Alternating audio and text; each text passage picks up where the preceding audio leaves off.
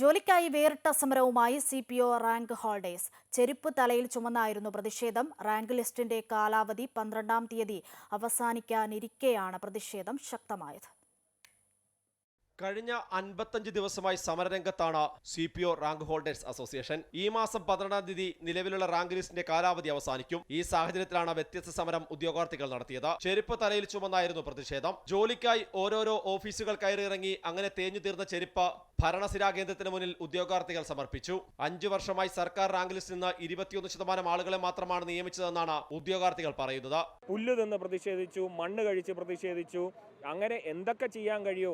നമ്മുടെ ജീവന്റെ ഉറവിടമായിട്ടുള്ള നമ്മുടെ രക്തം ഊറ്റിയെടുത്ത് രക്തപതാക ഇവിടെ ഉണ്ടാക്കി. ഇതൊന്നും കണ്ടിട്ട് ഗവൺമെന്റ് കണ്ണുറക്കുന്നില്ല. ആ ഒരു നിലയിലാണ് ഈ ഒരു ഇലക്ഷൻ അടുത്ത് നിൽക്കുന്ന ഈ ഒരു വേളയിൽ എല്ലാ രാഷ്ട്രീയ പാർട്ടികളും യുവാക്കളുടെ വോട്ടുറപ്പിക്കാൻ വേണ്ടിയിട്ടുള്ള നെട്ടോട്ടത്തിലാണിപ്പോൾ.